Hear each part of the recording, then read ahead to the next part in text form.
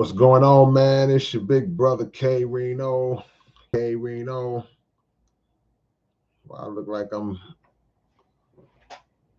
glowing, and I'm glowing in a weird way. Let me back up a little bit. I'll back the light up a little bit. I don't know. All right, that's a little better. Wanted to hit y'all with this one real quick, man. I'm really not gonna be on here long, but this was on my mind, and it's a conversation that I've had countless times with different people in the music industry and just in life. Um, so I want to try to give some clarity to it so that if any of us encounter this moving forward, or you start to feel this or see this, we can have an understanding of why we might be feeling this way. Do me a favor as y'all come in, hit that like button as y'all come into the chat for your big brother. I promise you, man, it doesn't matter. I'm not gonna hold y'all long. I mean that. Got a lot going on tonight, but I do want to get this out because in my field, in the music business, I see this a lot, and it's really discouraging to me because I get so happy, man. I get so happy. I guess I'm at that point in my life, in my career where I'm I'm the big brother, I'm the big uncle. I'm in a lot of cases a father figure to a lot of young artists and young cats coming up. I done put in that time and that work, and I have basically existed on every level of the music business. There may be a couple of exceptions, maybe a couple of things that I haven't done, haven't achieved or whatever, but it's not too much that your big brother haven't seen.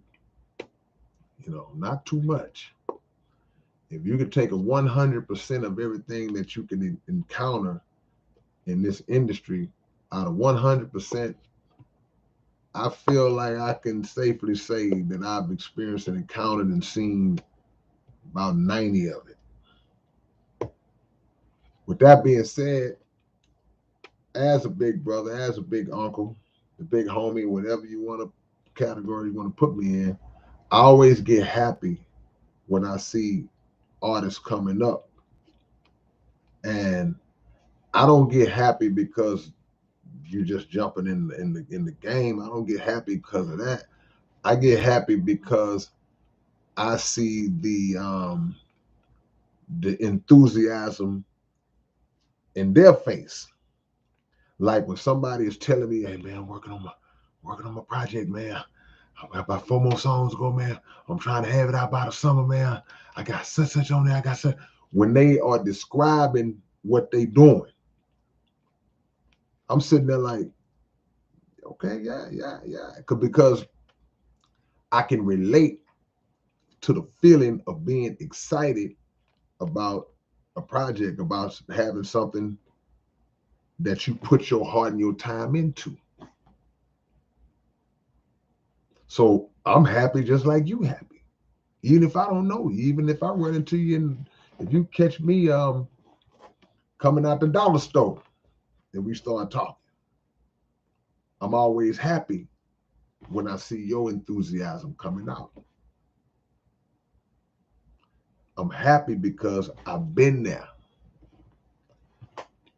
I see the love in your face. I see it. It's like, man, he's really, really excited about what he's getting ready to put out. That's that early natural innocence that you have when you first get started in anything. It's an innocence. It's a naivety that you have. It's like you don't feel like anything can stop you from accomplishing whatever it is you are working on to accomplish. And You are spending all this time working on it, trying to perfect it, trying to make it the way that you visualize it in your mind, all because why? Because you love it, right? Because you love it. Hey, y'all hit the like button, man. If you're in the chat, hit the like button if you haven't already. Just reach up and click it. Don't take but a second. You doing it because you love it. You watch a basketball game, man, when you little, then you go outside with a basketball and you out there just shooting. You 6, 7 years old, you just shooting, you trying all the moves, you spinning and doing all you doing, all you going through all those motions. Nobody's around, nobody's even watching you. You're doing it because you have fell in love with the game. You love it. Any gift that you discover, you love it. So you're giving your best to it, and you're not really thinking about the business side of it, right? That is the innocence that I'm talking about. So just imagine the feeling that I have when I run into some of those same artists a couple years later, in some cases, 7, 8 months later. But somewhere down the line, I run into some of those same artists, and I'm still like they was. I'm still in the mind frame they was in when I first ran into them. I'm like, so what's up, man? Did you put your project out? What happened? What's up? What you give me an update? What you doing? What you doing? And they're like, oh well, man. Yeah, I put it out, man. You know, I'm just working now, man. I'm just trying. Now they dead in the eyes. It's not the same. Because from the time that I first ran into them to the next time I saw them, something done happened within them brackets.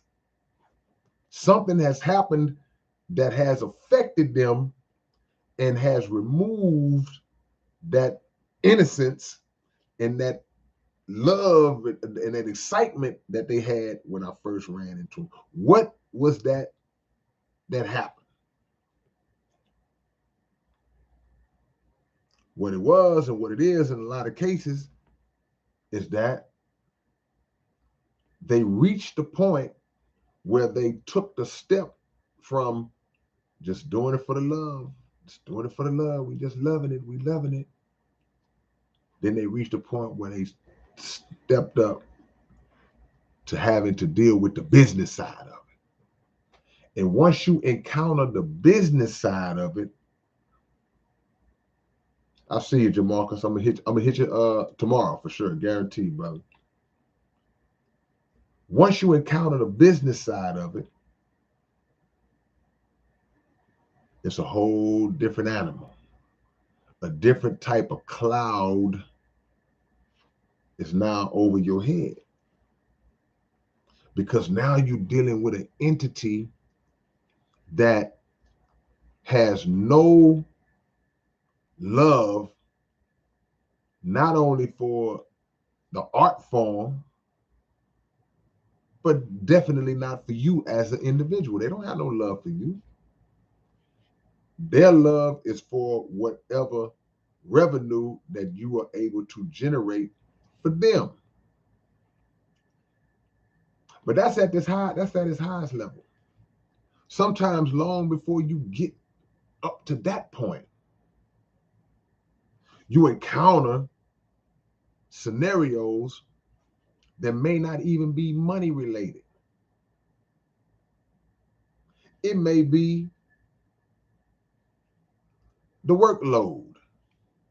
You may have taken on some management. Somebody's managing you and handling you, and they might say, well, man, look, you got the talent, man. I think you okay, really? Okay, but this we gotta do, man. We gotta get back in the studio now. We gotta make twice as many songs, man. Okay, matter of fact, we're gonna go on the road and start promoting and we're gonna do interviews in it. And then you start doing this, and they start holding you to the schedule And you like, I don't feel like doing this. This is a lot. I ain't really feeling this. And you haven't even got to the money part yet, but you was used to doing it at your own pace. You was used to doing it when you wanted to do it. You were used to doing it. You were used to being moved by your own natural inspiration, not being moved by somebody calling us, hey man, wake up. Come on, we gotta go. Come on, we gotta move. We got studio. So it starts to dilute the raw essence of what you were doing. So now you ain't as excited about it no more. You ain't as enthusiastic to get up and get down no more. Now instead of wanting to write, you find yourself in a position where you have to write. You used to write when you want to. Now somebody telling you, hey, you got such, man. You got to get on this song, man. I need a 16. Matter of fact, we can take another studio. We got to write a verse. Need you to do a hook for this guy. Come on, man. We got to get all this done today. You're like, So the business is affecting your love for it. So same thing with, like say with sports. You was playing ball, just having fun. Somebody saw you. Said, man, that boy pretty good. He a natural. Hey, son, let me talk to you for a minute. Come out there and talk to you for a little while. Hey, son, we blah, blah, blah, this, that, another. You get scholarship. You play all early. I'm playing my AAU team, and now they holding you to a schedule, practice, coach talking crazy to you, cussing you out. And if this is not your passion, or if it is your passion, but it's just not what you used to, you find yourself, I don't know if I want to play ball. All these different people calling me, trying to get me. I just like to hoop, man. So that business side starting to have an effect on the love.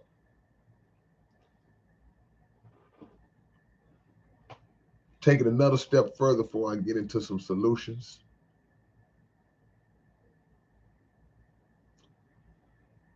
Sometimes you just opening up a business.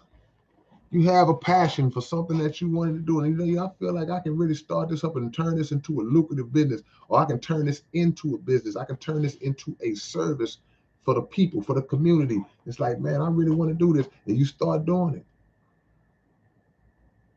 You may bring somebody in, man. It's like, I'll bring my cousin in. My cousin helped me out in the beginning. And blah, blah, blah, blah. Now, money starts to generate. Popularity starts to generate. And before you know it, we popping. Now we popping. Oh, we popping. It's doing good. So the better it starts to do, more demands start to come. Different scenarios start to come. Pressure starts to build. People start to accuse you of changing, of not being the same. You acting funny since you got your little old restaurant open. Now people talk to you. Yeah, since you started your little old business, your business is little now. You start your little business up. You acting funny. Even some of the people that you working with, that you brought in, they not looking at you the same. And you not looking at them the same because you seeing how they acting. So now the business is distorting the love. So how do we fix these kind of scenarios? How do we fix these kind of situations to where we can still carry out our dreams, where we can still utilize and maximize our gifts and our passion, and be operating in a business model, but yet not let industries kill our love for the game. And who are these industries? That's the question. What are you talking about? What is the industry? When we think about the industry, we just think about just, like we say, just some entity like companies and corporations and businesses. But there is actually just people. Ain't nothing but people. When you say the music industry, that's not just some inanimate thing. That it represents people. It represents people who are controlling and conducting business, but they're controlling and conducting business in a way that's not beneficial or not satisfactory to the people who are involved in that business. So the industry ain't nothing but people, because people are creating the rules. People are drawing up the contracts. People are conceiving all of the stipulations that exist in the deals. People are creating the circumstances under which you work, the working conditions. People are creating it. There are people doing this. People are applying the pressure. And when you talk about people creating the contracts and the stipulations, they are also creating the money scenarios. Like, this is your percentage, this is my percentage, this is what you get, this is what I get. If you do this, this happens. If I do that, this happens, and blah, blah, blah, whatever. For this amount of years, for this amount of time, this amount of projects, this amount, they lay out all that. And they create a slave agreement, a slave master agreement. They create that for you. And then you say, all right, you sign it. And once you sign it and those demands start to mount on you and your mind and your heart, now you're in a situation where it's like, it's not fun no more. The thing that you was doing that drawed attention, that brought their attention to you, it ain't fun no more. You don't even want to do it no more. And it's not that you don't want to do it because the art itself just got bored to you. And what happened? I don't want to sing no more. I just woke up one morning, I was bored. Nah, it ain't had nothing to do with that. It had to do with the people who seized control over you, polluted the essence of it through dirty business. Because business is necessary, but bad business would destroy a good artist. Bad business would destroy a good company. Bad business will make you lose love for your own gift if it's placed in the wrong hands. It needs to be placed in helping hands. Helping Hands Animal Rescue. But that's what the real problem is. So so many people will criticize the game. They'll criticize the actual art form. Man, the rap game, man, rap is trash, man. Yeah, I used to rap, but now rap. Rap itself ain't did nothing to you. It was the people.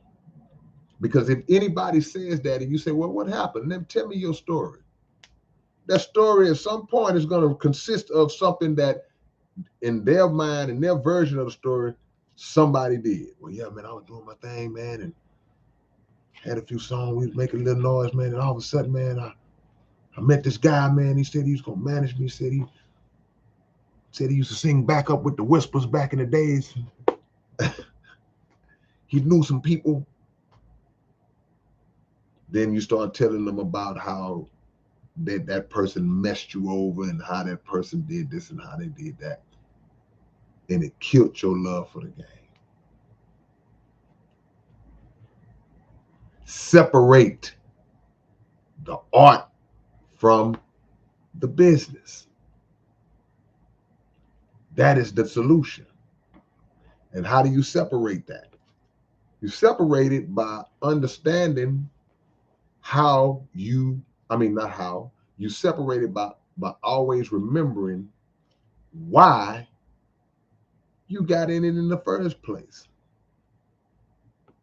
Now, in 2022, in this day and time that we're living in now, what you see a lot of young artists, they are coming straight in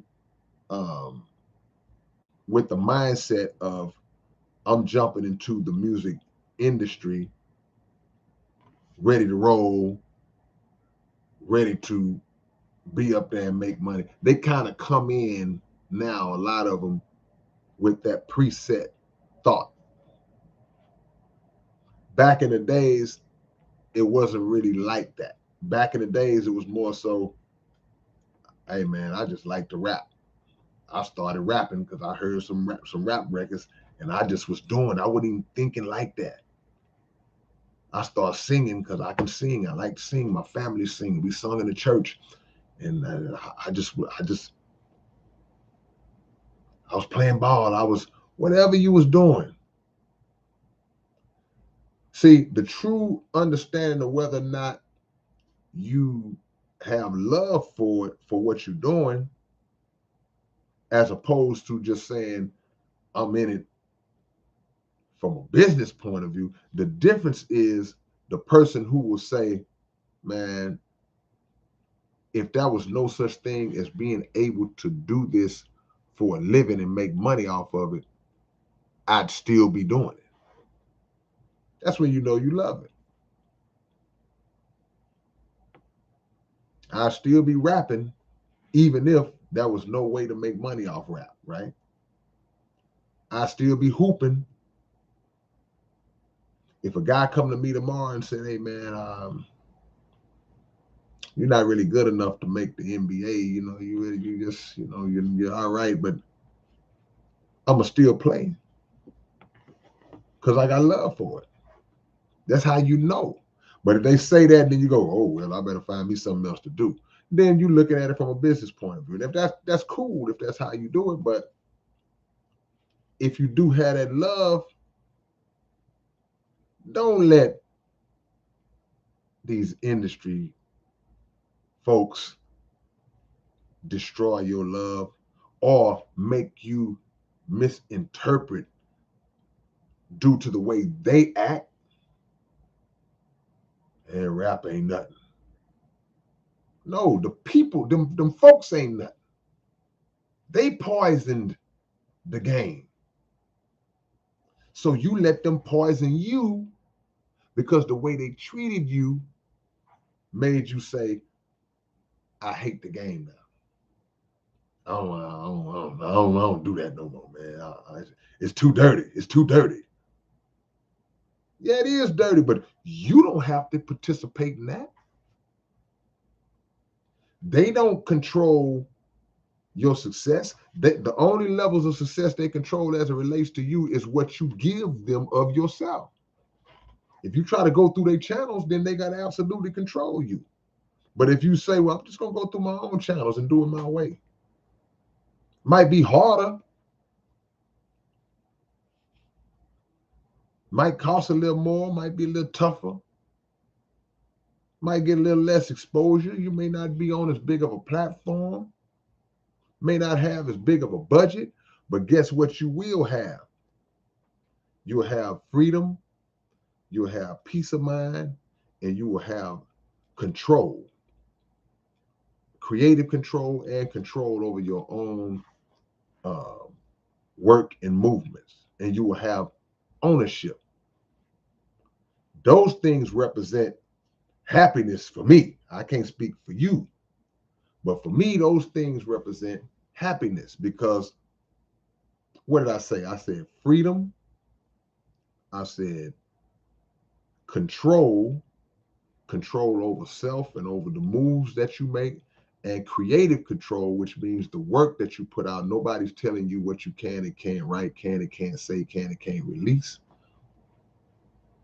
And I said ownership, which is important. It's like, okay, you know what? This is mine. So if a day did come where somebody wanted to come along and make you a deal based on something that you already have, you have so much power to decide how you want to do it, if you want to do it at all.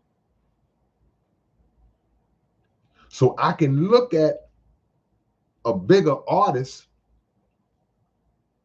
and I can watch how they move and shuffle him around or shuffle her around the way they want to, make them go where they want them to go, make them do what they want them to do, say what they want them to say.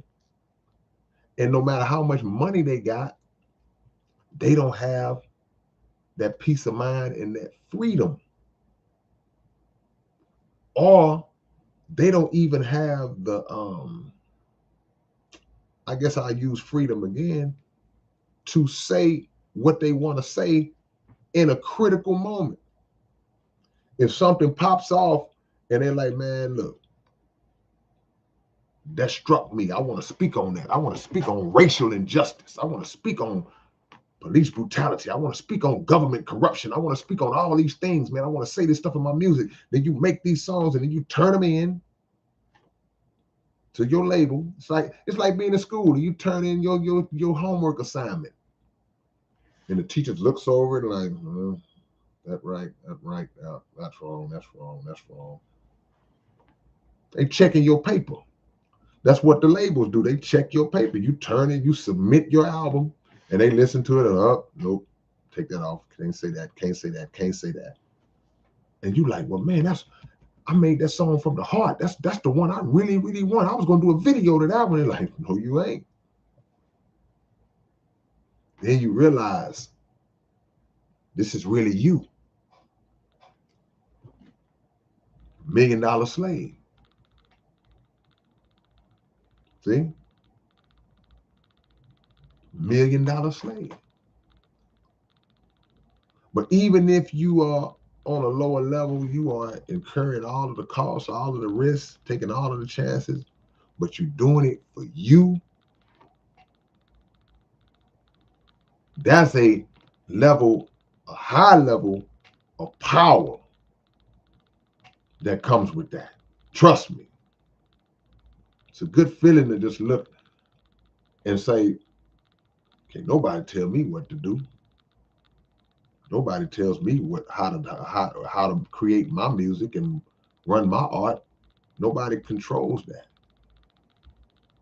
All I can get, the best you can do to me is tell me you don't like the song. I don't like that. Okay, you be all right. Or if a platform takes a song down, okay, cool. It don't stop me from making another one just like it. And it's not gonna stop me from getting it to the people who support me. And more importantly, it's not gonna kill my love for what I do. Not gonna kill it. Might enhance it because now it creates a new challenge for me. So now I gotta, that's all right. I'm getting ready to make a song talking about the fact that you trying to keep me from making a song talking about the fact. See? So you don't let the business kill the love. And what other levels of love am I talking about? Like I said, if you are going into business with somebody, you don't let the business part destroy the love between you and a family member, or you and a friend, or you and somebody that you may have went into business with, that y'all was cool long before y'all went into the business.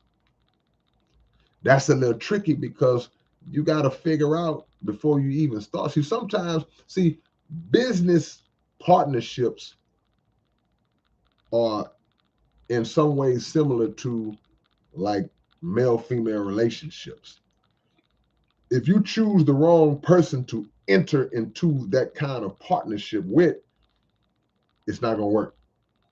Just like you choose the wrong person to marry or get in a relationship, you're like, oh my gosh, I didn't really know this person. I didn't check this person out like I needed to. It's not gonna work. So it doesn't matter how good of friends that you and what you call them was. Well, we've been friends since daycare. Yeah, but that doesn't mean that y'all are compatible from a going into business together standpoint. You would have a better chance with a total stranger who understands your mind and you understand their mind, and y'all are on the same page and y'all don't really know each other personally, but from a business point of view, y'all are clicking. And that happens compared to somebody that y'all that tight, best of buddies, know all about each other, fought together, cried together, everything.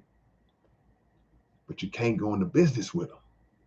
Just like everybody that you cool with, you can't live under the same roof with them. You say, well, man, that's my cousin, man. I love my cousin, but I can't live with him. It's my best friend in the world, but I can't live with him.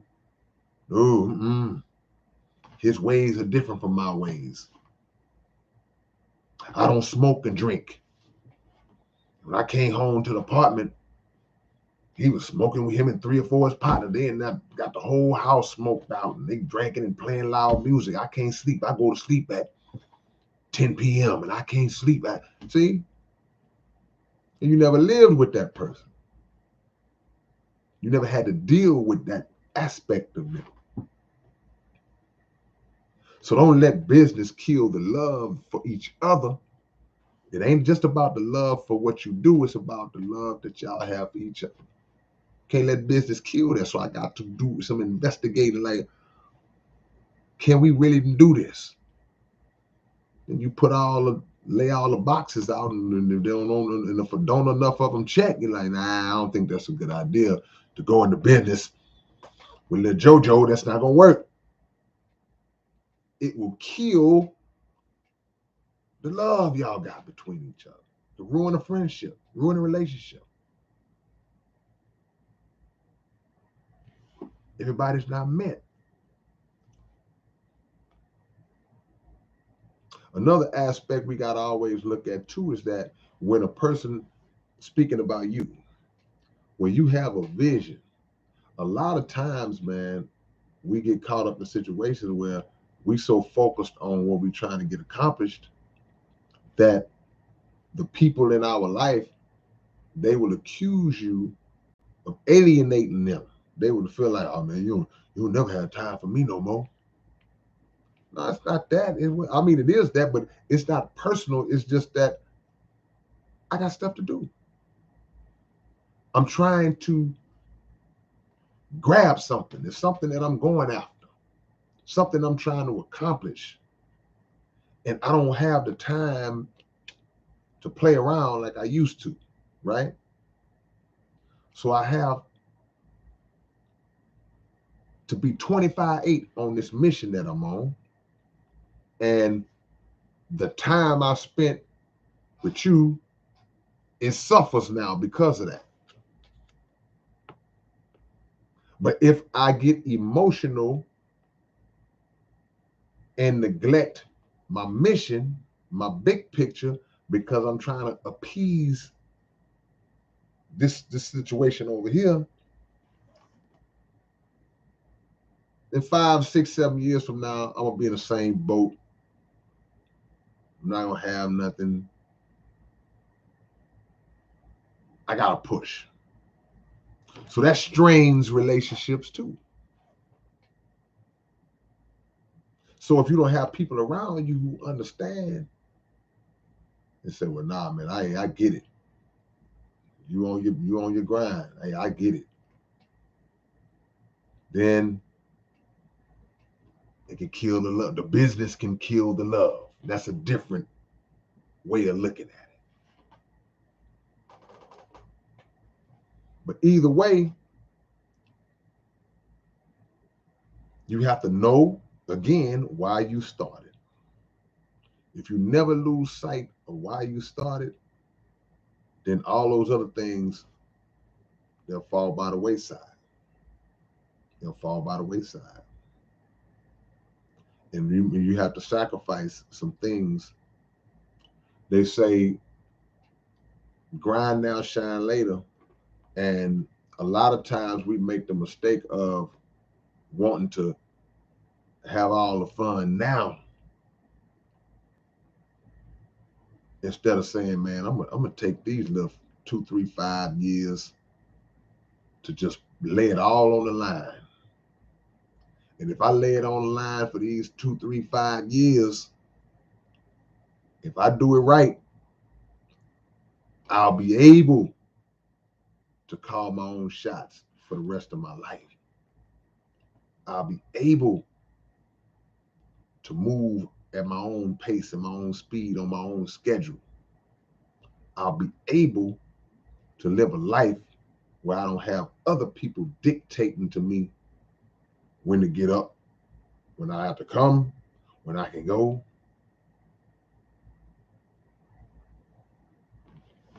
See what y'all talking about, man. Let me scroll back a little bit because I ran my mouth. I was running my mouth.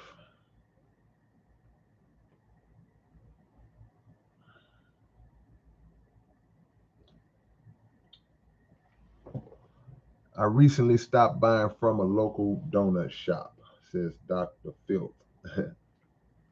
It used to be amazing, but my last purchase was easily 2 days old and they didn't have what I ordered. So instead of telling me, they sent random donuts.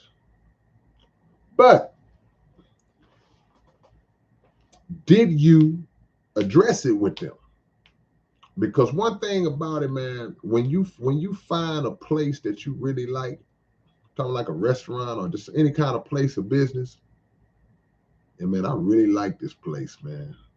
Man, the food is really good. The people are really good. If they have a slip up, they have a bad day, some just like in a relationship, if you care about that person and they do something that rub you the wrong way, you're gonna address it. You ain't just gonna leave. You know what? She left this trash bag open. I like when they close the trash bag and keep the bag closed. I'm out. They don't just say anything. And she's like, wow, man, he just left. I don't know where he is. I ain't seen him in years. They just say, hey, baby girl, can you close the trash bag? You poured all that leftover spaghetti in there and just left it out, left it open, left it. So I would have addressed them in a respectful way just to see what was going on that day, see if they made a mistake, see if what's going on. And then take it from there.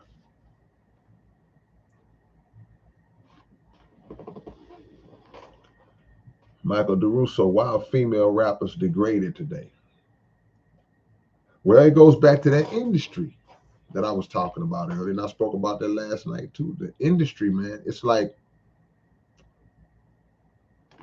these are the things that sell: sex, drugs, violence, and on that list also is the glorification of materialism. But sex, drugs, and violence are those top three. Those things are key selling points for labels. So as it relates to female rappers, the sex appeal aspect of it, the promotion and the marketing of the the female anatomy, as close to nudity as you can get, and then when you get them as close to being naked as you can, they match that with content that is vulgar, that is sexually explicit, but it ain't nothing new. Female rappers been rapping like that. And you know why female rappers been rapping like that?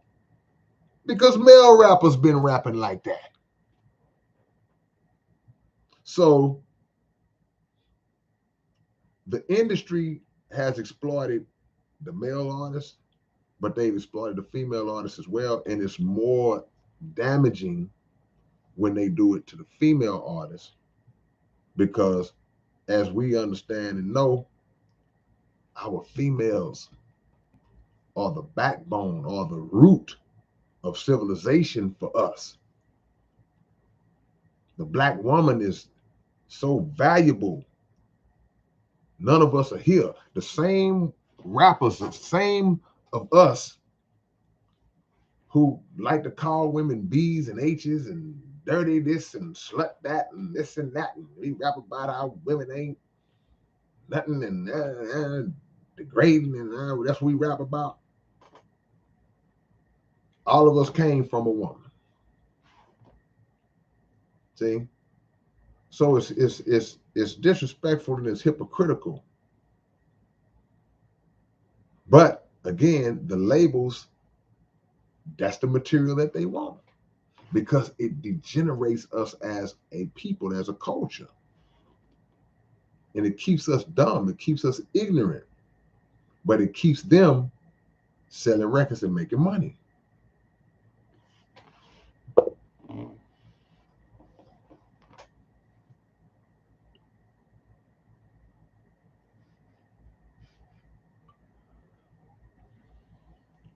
If the love is really there in your passion, nothing can or will stop you. Even in the pits, we will still hold on to our passion. Yeah, those are the chosen few. There's some people who get it, they understand it, and they get it early. They're like, oh no, I ain't letting them people get a hold of me and mess me up. So those who never even involve themselves in the industry side of it, you're gonna still go through some hardships. Because like I said, you incur, when you're doing it on independently, you incur all the costs, all of the failures fall on your head, all of the mishaps, all of the struggles, all of the rejection, all of that falls on you. But just like you said, when you love it and you know this is my purpose and what I'm here to do, you shake that off. It ain't to say you don't feel it, but you shake it off and like, I'm gonna still do this. But that's a small percentage who get it like that.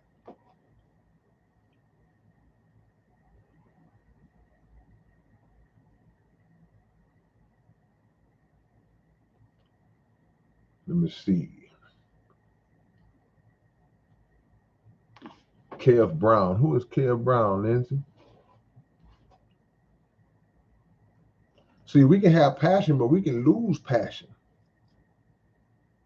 See, passion, the love and the passion and all that's wrapped in with each other. Everybody in here been involved in a relationship with somebody and you had love and passion and then one day you didn't. You don't feel the same way about somebody you was involved with in a relationship 15 years ago. You ain't seen that person in 12 years. You don't feel the same way you did when you were in that moment. So passion can exit too. But the understanding again of why you started. Now, if a particular interest that you have runs a course in your life and nothing on the outside ever affected it, then it just ran a course. It just, okay, I just did that for a time. I was really into that for a time. We all go through that too. But that main thing that you like to do, that shouldn't go nowhere. And it definitely shouldn't go nowhere because of the industry hand being imposing itself on you. When they feel they possess you, they'll abuse you if you let them. That's right, Rex Davis. But how do they come to possess you? We give them possession of ourselves. Human trafficking is real, but in some cases, we trafficking ourselves. We giving ourselves, we throwing ourselves in the van. Open the van, let me dive in there. Mr. Urban World says ownership should be everyone's goal, no matter the category in life. Couldn't agree more.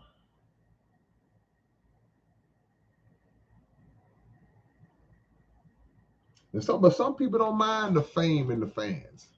A lot of people do. A lot of artists, they don't like the fame. They don't like the attention. They just like to do what they do, make their money and go. I'm not really a big fan of that because, and I'm talking about in the music business or in sports or whatever, because that comes with the territory. You have to understand, hey, look, man, you one of the biggest artists out here. People love your music. They love you. You can't be upset when somebody loves you. It's like, oh my gosh, I'm just, oh man, because you don't know the impact that you had on them for the good. You have to be humble. They ain't to say you just gotta, hey man, come to my house for dinner. Yeah, no, I'm just saying, like, don't be disrespectful to the people who are responsible for that $50,000 chain you wearing. Your CD costed $15. I contributed $15 to that $50,000 chain you had. But some people don't mind the fame, man. Some people love the fans and they love the interaction and they love the attention. Everybody's different. But you have to understand that that comes with the territory. You can never dismiss. You can't have it both ways. You can't get the money and all of the houses and cars and jewelry and drugs or whatever else you into. Oh, that's fine. Yeah, that's fine. But I can't take a picture with this lady. All these kids is getting on my nerves, want me to sign stuff for them. You can't have it both ways, man.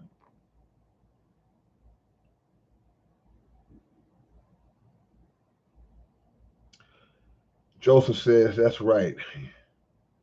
Youth are the masters. You are the master. You have the formula. If they don't have that, you have the ball in your hand. Yeah, we relinquish our power to them because we see something that they have that we think we want. What they dangle in front of us is higher level, more money, an easier path, a seat at the Grammy Awards, an actual Grammy Award, more drugs. I can only get a little bit of drugs now. I can get a little something here and there. I have access now, man. I can go crazy now.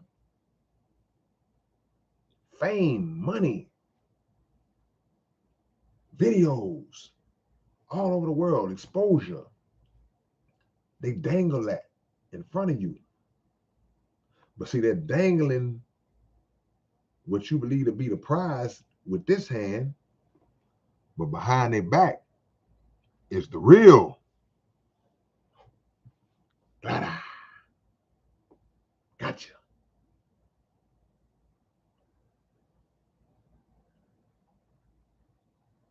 Kill Your Crew says truth. Even if it takes 5 times longer, it's worth the wait. That's right. Tony, Matthew 7 and 12. Therefore, all things whatsoever ye would that men should do to you, do ye even so to them. For this is the law and the prophets.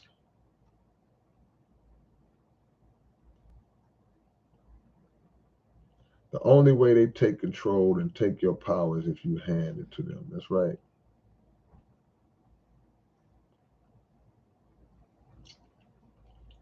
I've seen so many artists just want to give up because they got twisted. They got caught up in what the industry was doing. It's just too evil, man. I don't even want to participate in this no more, man. Yeah, you let them knock you off your game like that. They don't have nothing to do with me. They don't have nothing to do with me. Keep doing what I do. Man, but don't you know how dirty the industry is? Yeah. I make songs about that to try to warn younger people coming up about it. And you make your own decision after that. And see, OMG LLC TV said MTV killed my spirit years ago. And see, that's another aspect of it. Sometimes we'll be on the outside looking in, kind of looking at how the industry has impacted other artists and on a different kind of scale, and we'll let that discourage us. It's like, it ain't got nothing to do with me. I'm gonna grab a sword and start trying to fight against that when I see it. It's not gonna make me withdraw and just not do it no more. It's okay, you know what? We need a warrior out here. We need somebody to provide a balance to this act. I ain't gonna see that. Man, look at this nonsense, man. Look at these agendas that they are blatantly flaunting in our face. And I'm gonna stay out of that. No, I'm gonna speak on that. Because somebody confused out here that don't know what to do. Like, man, what's going on? So let me at least try to be a person who can kind of maybe bring some understanding to what's going on. I ain't just gonna stop. What you think, Kay? Man, I ain't even say nothing. Why?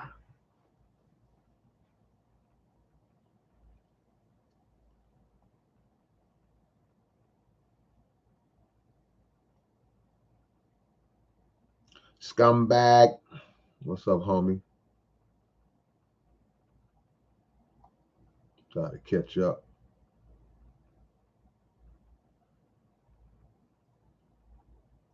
Don't let the industry kill your love, man. Don't let the business side of anything.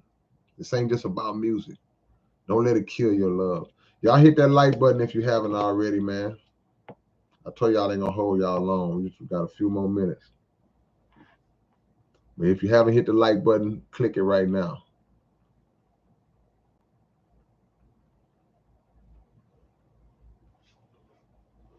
Slick Firmament says, I'd rather be broke and have a whole lot of respect. Well, see, it ain't even about being broke. I mean, that's your view on it, you know, because you can have money and still have respect.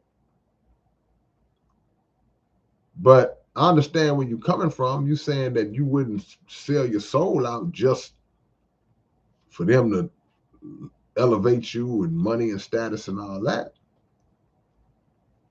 But you can build all that without bending over.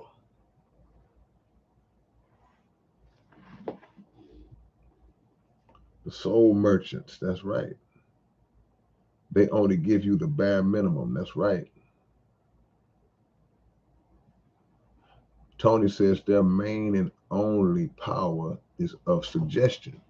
The power of suggestion is a powerful thing. That's how they get you with them TV commercials, subliminal advertising.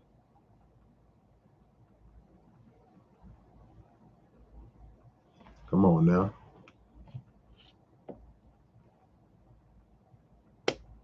So when you talk about the business killing the love, let me take it to another level. Sometimes the quest and the need for fame and money is so great that even if there's a parent who has a child who's talented and who the industry is interested in, that parent will neglect natural love for their child and will allow their child, will pimp their child out to the industry in order to get to those levels that I just talked about. They'll pimp their own child out.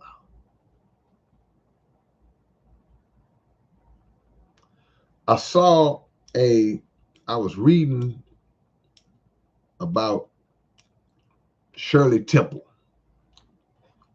I don't know if many of y'all are old enough to remember who Shirley Temple is or was,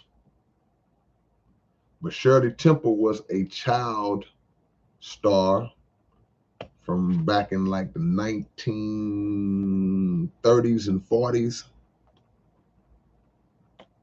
Yeah, she was one of the biggest stars in Hollywood as a little girl. At 4, 5, 6 years old, 7, 8 years old, Shirley Temple was like one of the biggest stars in Hollywood back in the 30s and the 40s.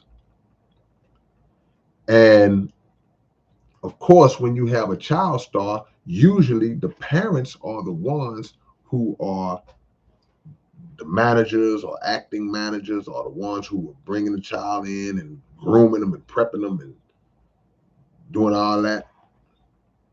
But then once they get to that point, they have people in the industry, in the business that say, okay, we'll take it from here. Mom, Dad, you did a great job, but we'll take it, but we'll make sure she's this and he's that and da. But not knowing how sick and dirty and evil and nasty and perverted that a lot of these industry heads are. So I'm reading about Shirley Temple, and she talked about in her autobiography, she talked about how she was way older when she wrote the autobiography, but she talked about when she was little, how one of the top executives in Hollywood, who at that time, this dude was like 50 something years old, maybe 60 years old. She's like 9, 10 years old, 11 years old, whatever she is. And he came in the room and took down his pants and showed her his private parts and said, this was made just for you. Told a 10-year-old girl that. Because that's how early they start in on them. Girls and boys. This the perverted, weird little perverted dudes, man. Other executives, David O. Selznick, guys like that, just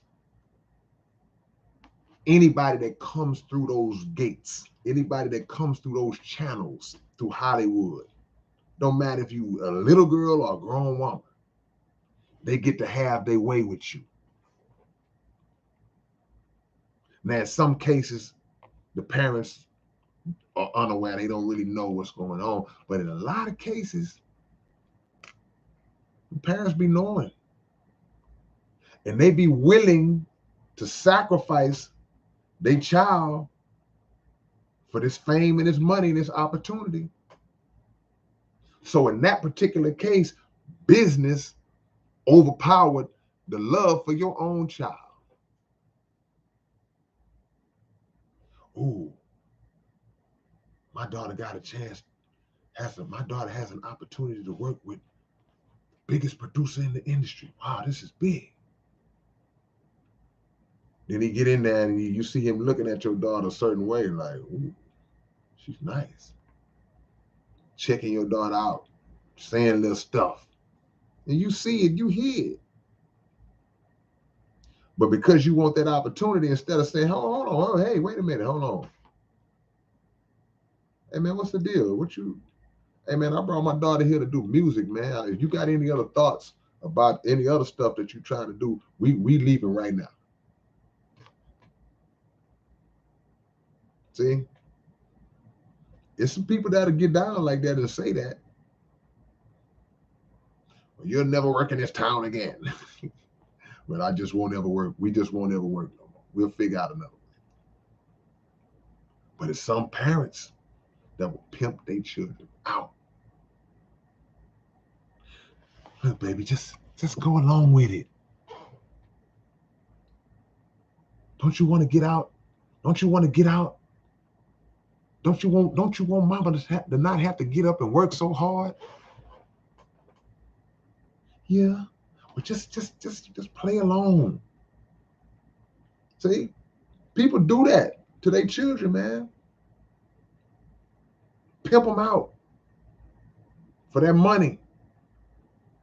So business kills the love. So when the child grows up later on, they start to really understand that my own mom and daddy turned me over to these people. They pimped me out. Now a different kind of resentment kicks in, a different kind of hate kicks in. It's like, man, why would my parents do that? That's why a lot of those child stars be messed up. They be messed up. When they start off that early, if you look at the history, a lot of each other, man, they be messed up down the line. If they make it, if they don't overdose or just end up in prison or something, not many of them make it to are able to maintain just a sane mind moving forward. Because we have this thing where we got this MOE mentality. MOE, money over everything. Money over everything. Money over my mama. What you mean money over my mama? Shh. Money over my mama. Dude killed his mama for insurance money. It was flashing the money on Instagram. Killed his mama. Had to have that money. Money over everything. Money over my children. Money over my integrity, my dignity, my self-respect. Hey man, I know you've been in the game a long time. You've been doing pretty good. But look, we're doing this GQ ad. We think you'll be great for this GQ ad. We're gonna put you on the cover. Oh man, I'm gonna be on the cover of GQ. That's right. We're gonna put you on the cover of GQ, man, because you was the biggest rapper in the game, man. You got all this love, all this respect. You set in all these records. Oh man, that's big, man. I can't believe it. Only one thing. We need you to put on this dress. Excuse me? Yeah, see what we're trying to do, man. We're trying to transcend gender labels, and we're trying to make it acceptable. And you're a perfect example. If they see you in a dress, then that will make all of the young people say, well, man, he's cool. If he can do it, then it's okay. Then we can take down that guard. We can not be so negative towards that movement, that type of image. We can't be, if you do it, it'll send such a strong message. You're secure in who you are. You don't have to worry about what people say, because you know who you are. Yeah, you're right. I do know who I am, man. I know I ain't gonna pay you good. I'm gonna pay you real good. Okay. And you get up there and you put the dress on, and now you on the cover of GQ with a dress on, or they make you do something else weird, like stand there with some high heels and some makeup. Some weird. They got to make you do something out of character. They got to make you do something that's in opposition to your nature. They got to make you do it, man. Got to make you do it. And if you choose to do it, it's something inside of you that knows this ain't right. This ain't feeling right. This is going against the grain of my nature. It's something that's it's scratching on the chalkboard. You know it ain't right. And even when you get the money, it still don't feel right. See?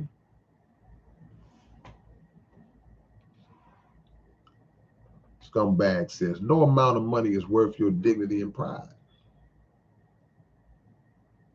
No amount of money should be worth your dignity and pride. But we've seen too many examples where people have shown, and oh yeah, it's amount of money that's worth it. The old saying is everybody got a price. But we go back to that small little percentage, that 1 or 2, 3, 4, 5% that don't have a price. Like, no, I don't care what you, I ain't doing that. I ain't doing that. Because I don't have to do that in order to be artistic. This would make such a beautiful artistic statement to the world. I can do that without putting on a dress. I can do that without putting on some makeup, some lipstick, paint my nails and stand on the album cover. I can make an artistic statement. I already did it. Clearly, he already did it, because if he's at a point where these big labels and corporations are trying to get him to grace these big magazines and in that manner, then he's already big enough. He's already done something impactful and influential to the masses if he's being considered to step in that kind of spotlight.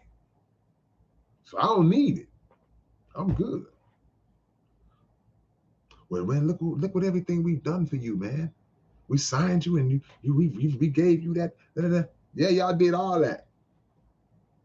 But I didn't know that was a stipulation, that it by y'all doing that, y'all signing me and putting me out worldwide and distributing my music. Y'all never said nothing about later on I had to pump myself out. So my manhood is not for sale. Then you'll start seeing that person less, because now they're going to punish you. They're going to remove you, or they're going to impose some type of scandal on you to destroy you. And they don't really worry about it, because they know if you don't wear the dress, somebody else will. It's somebody out there that's going to wear that dress.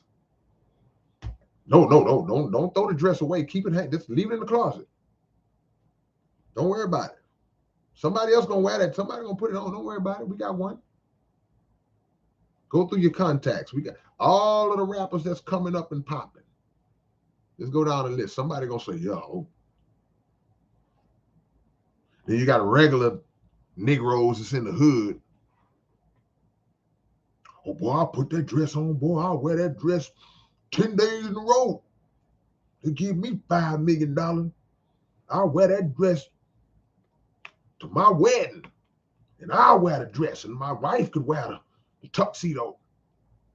This Negroes that talk like that and think like that, and they for real. See? MOE. Money over everything. Everything includes your dignity, includes your self-respect. Money over all that. And you know the sad part about it? The sad part comes when you've done all those things to get the money, and then if our knowledge and our wisdom and our understanding is not up to par, we still end up losing the money. So what happens when you have lost the money and you done lost your dignity and your self-respect? At least somebody say, well, I still got $10 million, which is still jacked up. But you done blew the 10 million and you are immortalized standing up there punked out in a dress.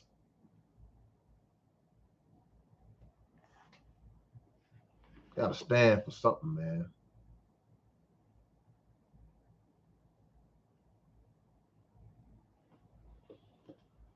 How do you turn down the money? It gotta be hard.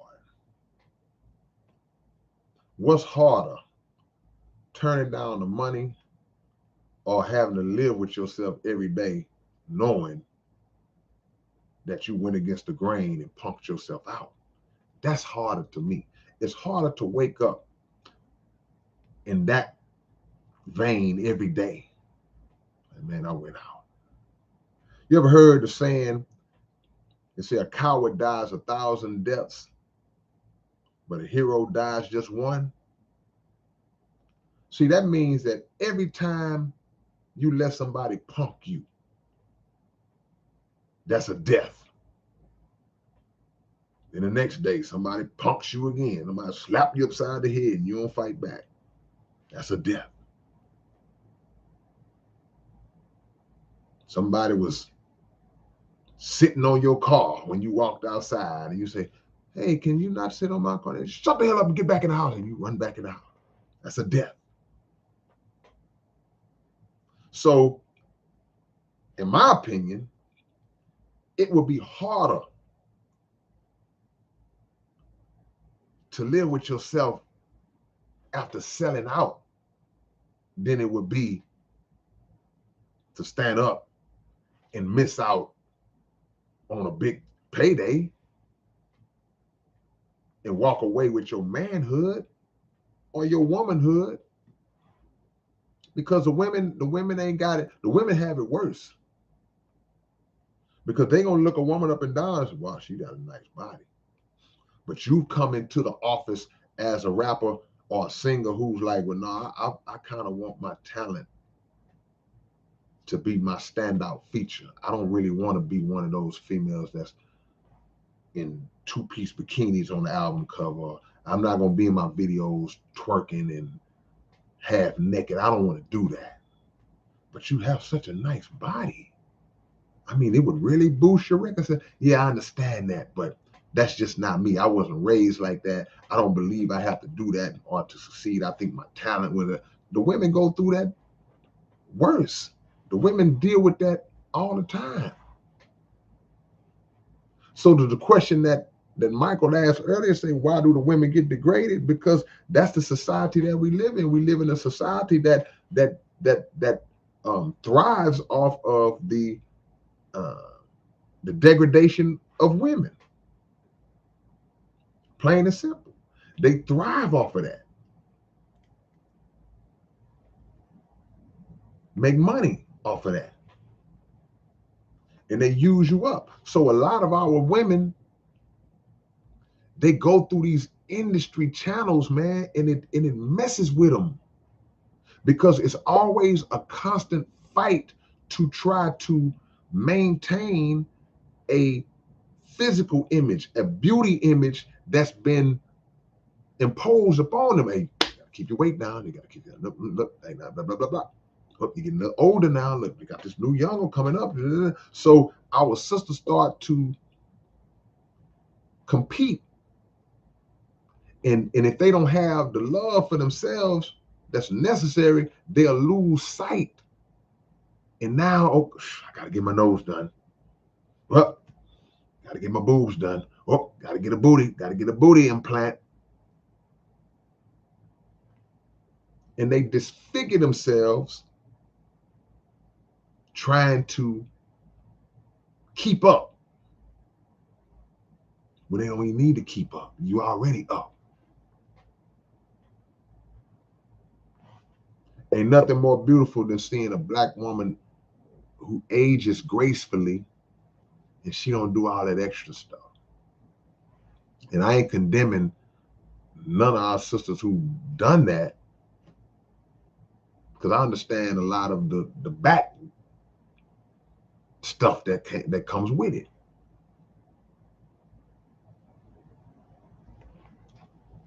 See, I'm not condemning them. They get put under a pressure that's unfair to them. And then they may have come up long before getting in the industry. It may be something from childhood that has been imposed on them. Somebody telling them they ugly, telling them this, telling them that. Somebody that saw how beautiful that they was envious of them and told them they was ugly, and they fell for it. They believed it. So they never really had that true inner love for themselves. And as a result, they make the mistake of going out and messing themselves up, taking away that natural beauty, thinking that artificial stuff is either going to make them more beautiful, it's going to keep them in the game, it's going to keep them looking younger, it's going to keep them competitive with the new younger female crop that's coming up. You ain't got to do that.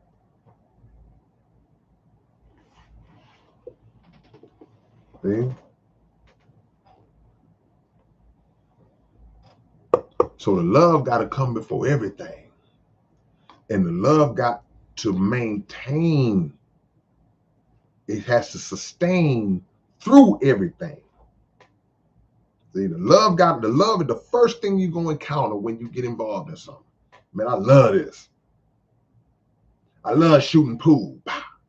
Shooting pool. I'm just shooting pool. I'm in the hood, going to the pool house, blah, blah, blah, blah. Man, this dude is good. We want to enter this guy in some tournaments, and you start going up. Oh, man, you need a sponsor. And there it is again. That business side kicks in, and now they putting pressure on you. Now you don't want to do it as much. You don't love it like you used to love it because they messed it up for you. But they didn't have to mess it up for you if you stood strong on principles from the first day they came to you. Mr. Farrakhan said, don't negotiate from a position of weakness. Always negotiate from a position of strength.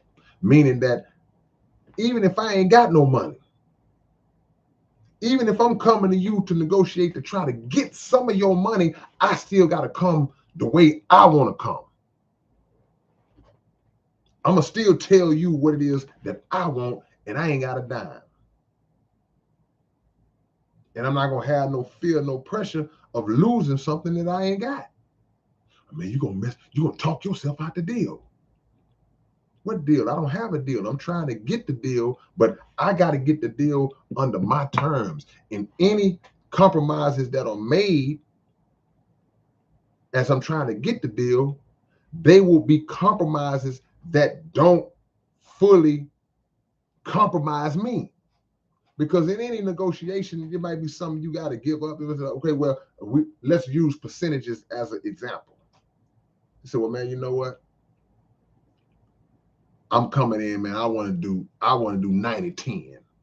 I'll take the 90, I'll give y'all 10. Then he said, oh man, 90-10, that's a little, I was thinking more 60-40. Oh, no, I ain't doing 60-40. Then y'all go back and forth. Then y'all settle on 75-25. Okay, you had to give a little something.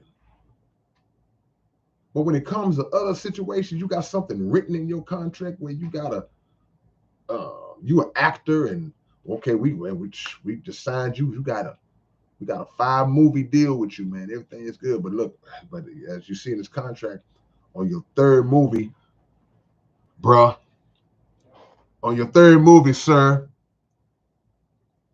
we're gonna need you to do a love scene with a guy. Ain't no compromise on that one. Won't be doing the love scene with the guy. Ain't no compromising on that one. Well, that film is gonna be probably that's the one we're gonna put. I ain't no compromising on that one. Y'all can get somebody else to do that. Y'all hit that like button for me, man. Let's see how we get these likes before I burn out. If you haven't hit the like button, hit it for me right now. See a few people slipping in the building. So we can negotiate. But I'm not gonna ever, and you should never negotiate. See, people say you're gonna negotiate yourself out the deal. So in order for me to not negotiate myself out of the deal, then you telling me I have to negotiate myself into an uncomfortable situation, a situation that goes against my personal principles. The deal ain't worth that. The deal ain't worth that. I look at Mike Tyson all the time now, and he just, Mike been through some stuff, but he always talks about how much more happier he is now than when he was the heavyweight champion of the world, making hundreds of millions of dollars boxing, world famous, everybody just knocking everybody out. Just he wasn't happy then because he had too many snakes around him. And it's a hard scenario. It's a hard situation to be in when you are successful, but the people around you, you don't even really know if they really for you. You don't really know. It's like, well, they say he my boy. She say she love me, she with me. You don't really know. But when all that's removed, and sometimes it goes away in the form of you losing everything. All the millions gone. And typically when the money goes, the people follow. Oh, he ain't got no more money, he broke. I'm gone. But the few that still stay there when you lose it all. Sometimes it was people that was there before you had the money. They was there when you got the money. They tried to warn you. You didn't listen. They was pointing out people. Hey man, nah man, I don't trust that guy, man. Oh man, it's me. I'm your boy, man. Man, I'm telling you, man. Hey man, watch your girl, man. Oh man, man. And you lose it all. That person's still right there. Everybody ain't in it for the money. Everybody ain't trying to beat you out. Everybody ain't trying to get you for your money. See, one thing about it, man. When you self confident, when you have confidence in yourself and you self-sufficient and you are not an envious person, you just a solid individual, you don't care what other people got. You don't gravitate towards people based on what they got. You don't act different around people based on what they got. You the same you, because it's like, okay, yeah, he rich. Yeah, he got a lot of money. Yeah, he's very successful. I know exactly who he is, but I'm not finna be putting on my chapstick and puckering up. I'm happy for him. I have no bad feeling, no animosity, no jealousy, no hate, none of that. But I'm the type of person, I'm going to base my thoughts and feelings towards you based on how you act towards me. If we cool, we cool. And you being rich, it's not gonna make me treat you no different.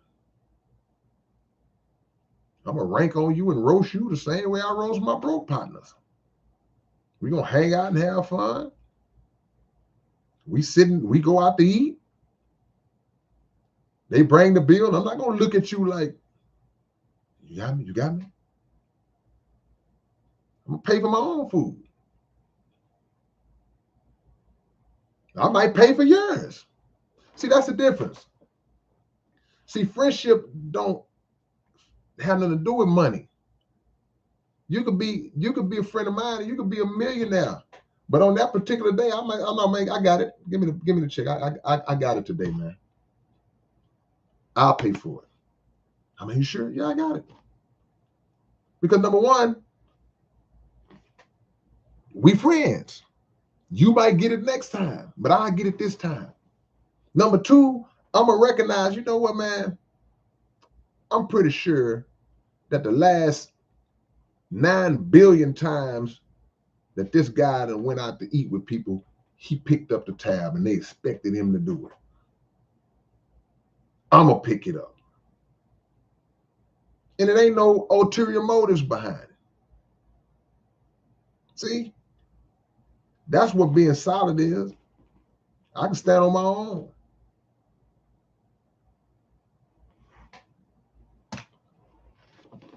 Don't let the business kill your love, man. Hit that like button. Can we get to 100 likes before I go? Can we get there? See a few people slipping in. See if we can get to 100 likes before I go. We'll try. Read a few more of y'all comments.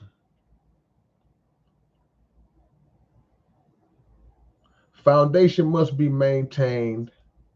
One must seek to maintain it. You can't just build it and let it be. That's right. That's anything. Anything. You start a fire in the woods, you got to keep the fire. You got to be fanning the flames and make sure the fire don't go out. Because the fire go out, we in trouble. 8 more likes, man. Who is this 6-foot human with an ant face? That would be me. Reform.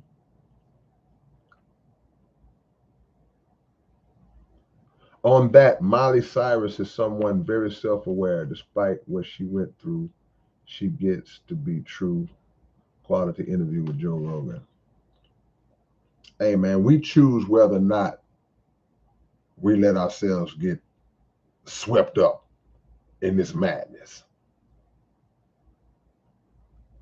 And the individuals who run the industry, they are like, I ain't gonna say they are predators, and they can sense the weak ones. They can sense it like, ooh, that's a weak one. They stay away from the strong ones. They know, oh, we know we can't get him. They might shoot their shot. They might try, but like, no, we know we can't get him. See?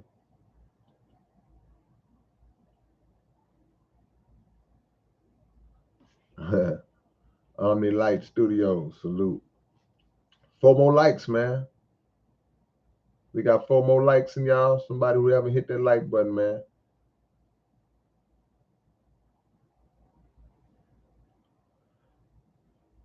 What's up, Free Assange pardon Snowden. Gotcha. The Arena. What's up, my brother?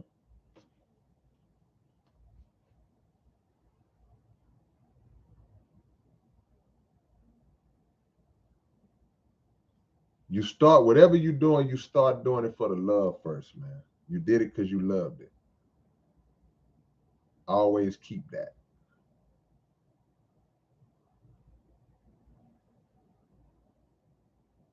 All right, man. It's your big brother K-Rino, man. I'll catch y'all later. I'll tell y'all I won't keep y'all long. Much love.